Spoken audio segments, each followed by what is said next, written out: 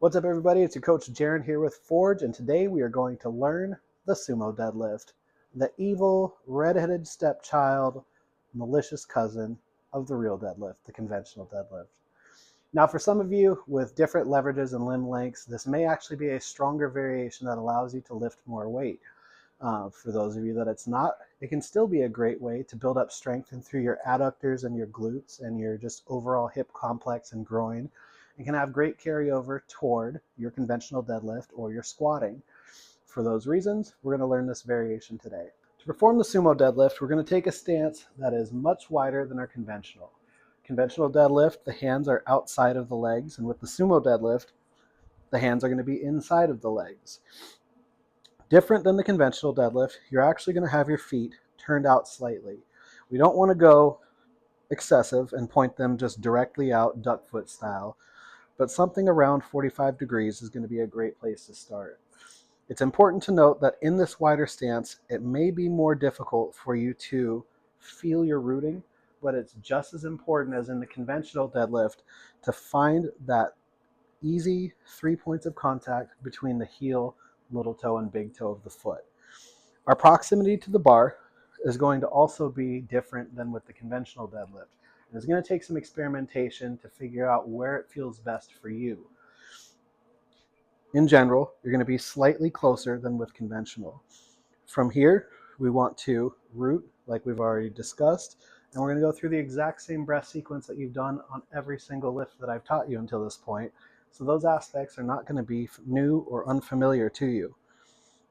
In this position here, we're going to inhale through the nose, exhale through the mouth until we feel the obliques and the abdominals create tension. Inflate again through the nose, and we're going to karate chop our hips back. This time, we want to, in addition to hinging backwards, maintain lateral pressure in through our feet, very similar to the box squat.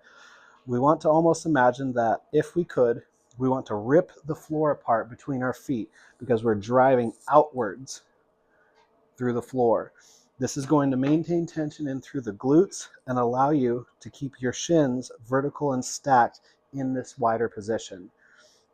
We're going to continue to reach down towards the bar, maintaining a vertical shin until our hands are able to reach the bar.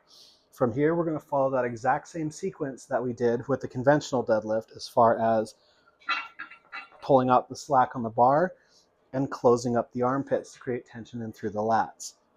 So all together, we're going to inhale through the nose, exhale through the mouth to drop the ribs, inflate, karate chop the hips backwards, maintaining lateral pressure, pull out the tension on the bar, close the armpits, maintaining a neutral head position with a slight forward gaze, and we're going to push through the ground and squeeze the glutes. Control the bar back down to the ground, maintaining tension the entire time, and repeat.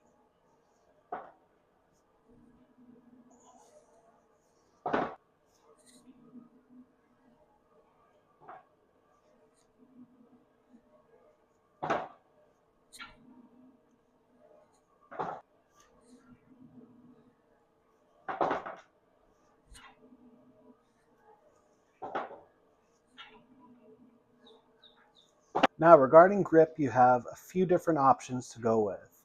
If you're brand new to deadlifting, I suggest sticking with a double overhand grip for as long as you can. If you are someone who does not have significant grip strength, then it's not a big deal for you to be limited in the amount of weights that you can deadlift. I would rather that you develop some grip strength first, although this will be the weakest of the grips and will ultimately be the limiting factor in your deadlift strength.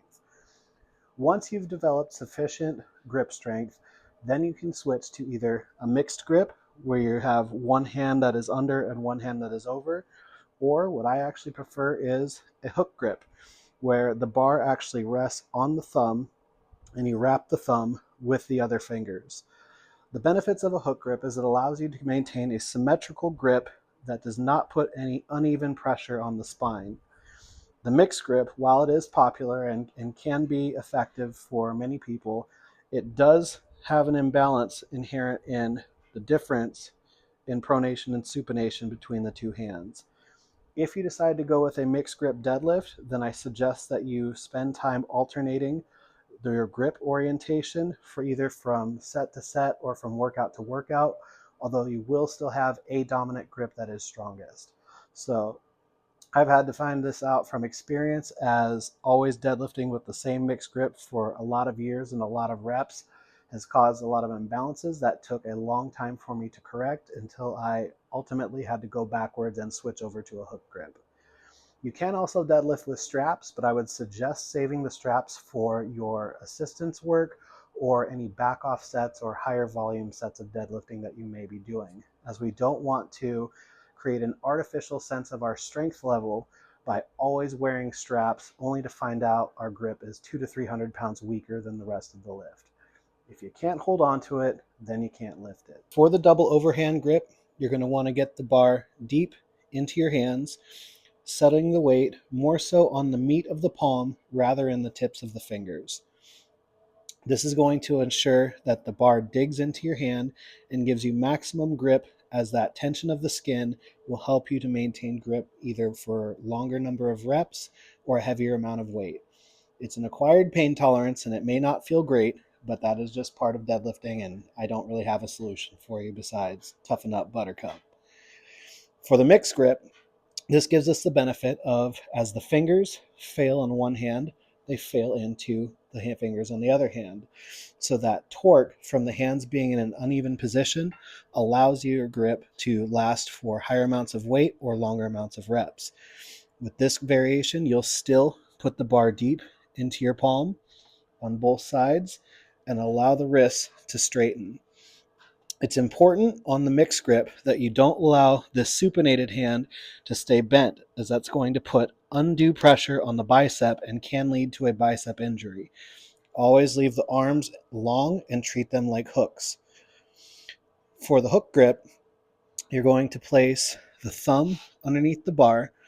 The bar is going to rest on the pad of the thumb, like so, and the rest of the fingers are going to wrap around the thumb and lock it into place. I'm turning my hands upside down so that way you can see what's going on in the hand. But it goes on the pad of the thumb, not down into the knuckle, and then either the middle finger or the pointer finger will wrap around and hook that thumb into place. The benefits of this, like I said, were that the hands get to stay in a symmetrical position, but also, and this may depend on the size of your hands, the bar will rest lower in the hand and can actually shorten the range of motion, allowing you better leverage and the ability to lift more weight. Now, while the sumo deadlift is a great variation and can build overall hip strength and may even be stronger for some of you based on your individual limb lengths and leverages, it is important to note that it does require a significantly higher level of hip mobility as compared to the conventional deadlift. So it's important to watch yourself from a side view to make sure that you're able to maintain a straight and stable spine in that wider stance.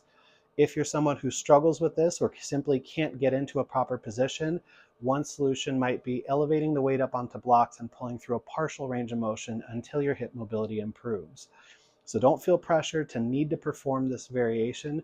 We're going to change the variation so that way we can reap the benefits that we're looking to and gain strength in the places where we don't currently have it.